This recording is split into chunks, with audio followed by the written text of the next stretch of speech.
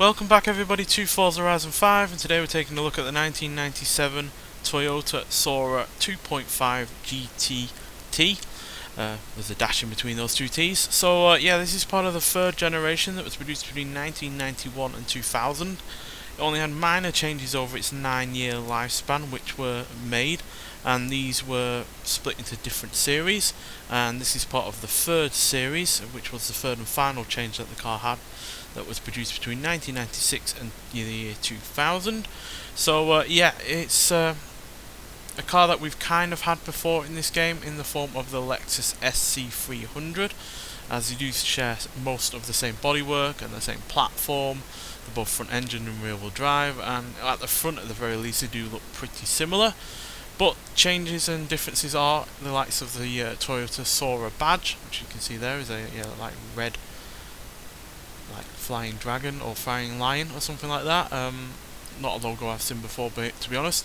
And the elevated rear spoiler, but they're the only real differences outside of the badging. So on the rear with the Soarer name. So yeah, but interior wise, it's about as 90s Japanese as you can expect. So a decent amount of wood, but a lot of plastic on the go as well.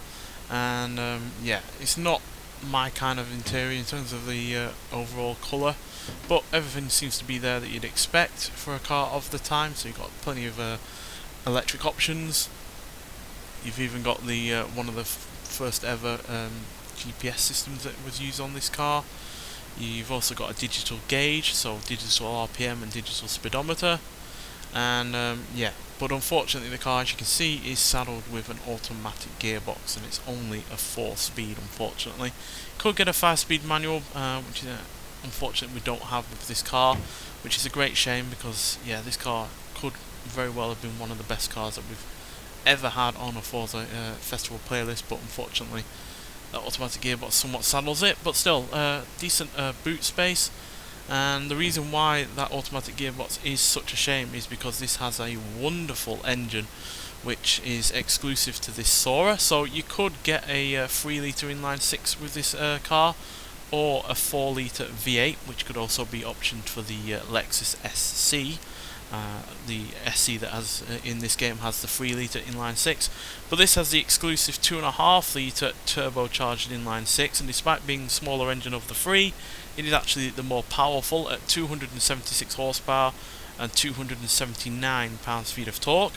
Now, you could originally get this car from 1991 to 1996 with a 2.5-litre twin turbocharged inline-6, but that had 11 pounds-feet of torque less than this car, and it didn't come with variable valve timing with intelligence, which basically means that it's a more efficient engine. It's not constantly running at a at the optimal amount that you wouldn't need. I'm probably mixing this up, but yeah, but variable valve timing basically means that it will vary the valve timing on the car depending on the conditions, which the original engine did not come with. So not only is this slightly more powerful, like I said, it's got a little bit extra torque, but it's also got the more efficient variable valve timing, and one less turbocharger also means you got a little bit less weight up front as well. So yeah, much better engine up front, and yeah, for the fact that it's the smallest engine out of the three that you could have got, to have the most power and the most torque, even the V8 doesn't have as much torque as this, is really, really impressive. So yeah, but again, it is just a shame that the car is saddled with that automatic gearbox, because you would expect that this car would be the one that would come with a manual. You would expect the Toyota version of this car to be the one that's the more sporty one, and not the Lexus. But the Lexus on this game actually does have the 5-speed manual, whereas this, like I said, has the auto, which again is a great shame.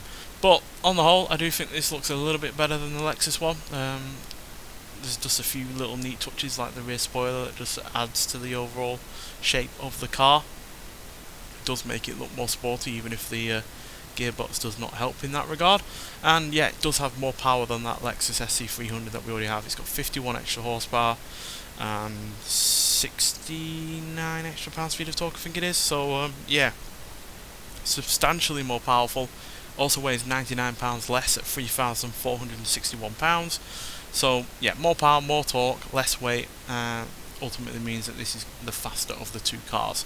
But nonetheless, let's get out into the open road and see how fast and see what it can do. Right, so here we are at the drag strip, so let's see what this car can do before we hit the speed camera, and then we'll get it around the track. So, yeah, with that gearbox, it's really not making the most of the power and torque that this car has, especially since it has quite long gears.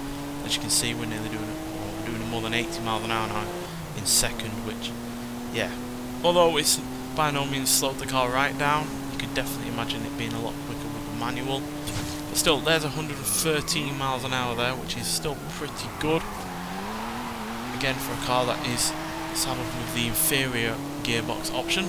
Not to go on about it constantly, but it is at the end of the day the worst option that this car could have.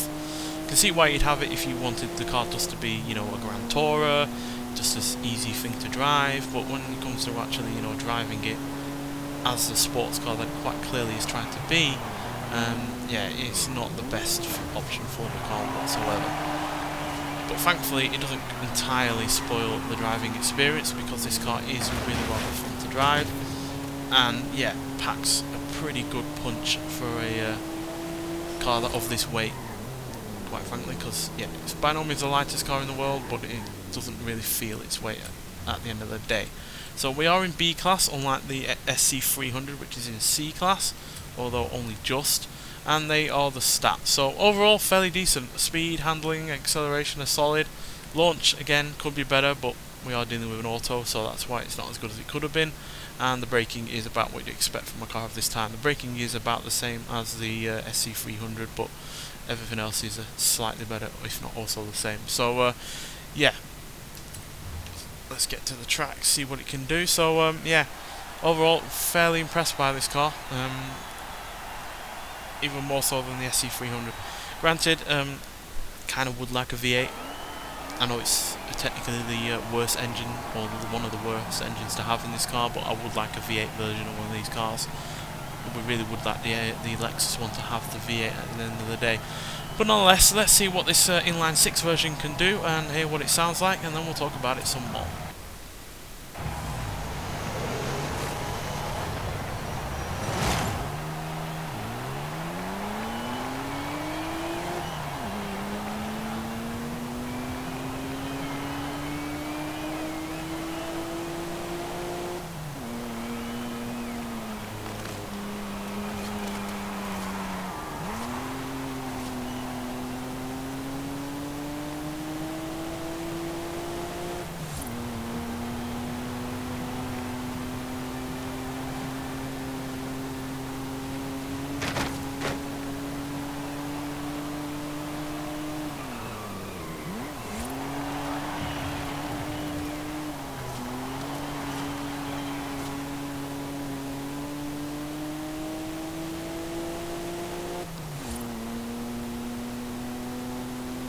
Yeah, sounds pretty good. Way better than I was expecting it to do, because I was expecting with it being a turbocharged engine with only 2.5 litres that the turbocharger would be doing a lot of the work, but just not the case. Yes, you can hear the turbocharger, you can hear it, you know, doing the typical noises that a turbocharger does, but the inline 6 engine is still very much audible, and that is only a good thing, especially when it sounds like that. And yeah, acceleration is pretty top notch as well for a car of this type and weight and age. 0 to 60 is dealt with in 7 seconds flat, 0 to 100 is dealt with in 16 seconds flat, and it'll go to a top speed of 169 miles an hour, which is pretty damn good, to be honest. So that's about 17 miles an hour faster than the SC300, I think. It's about just over 0.4 of a second quicker to 60, and more than 3 seconds quicker to 100. So yeah, there's definitely no doubt in my mind that this is the superior car of the two, and there's no doubt in my mind that this is a worthy addition to the game as well. It's not as I feared. I was expecting this to be just a slightly different version to the SC300, but with more power, more torque, way better acceleration and top speed, slightly better looks, and also the fact that we've not had a Soarer in a Forza game for such a long time now, since the original Xbox 360 days. It's yeah, a real joy to actually have in the game, and it's also fun to drive, as well as it really does like to slide its rear end out with ease, as you can see. Even helping hand and be able to get it sliding pretty nicely. So yeah, on the whole, a really rather fun car. Looks good, sounds good, and yeah, just a delight to drive overall, even with that automatic gearbox. Just imagine what it would be like if you had the manual at the end of the day. But that is probably something you could swap in terms of the amount of gears at the very least. So yeah, but still, even on its own, it's still a pretty damn good car.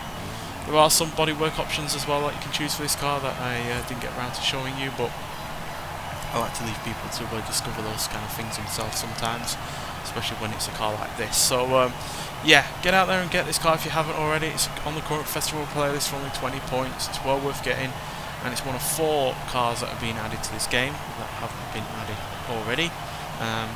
Although we've had at least one of them in previous Forza games, but we have definitely not had one of the other ones either in previous Forza games either, so which I'm really looking forward to. If you've already watched my Forza Motorsport Championship videos, you'll know which car I'm talking about. But nonetheless, thank you for watching, and I'll see you in the next one. Bye.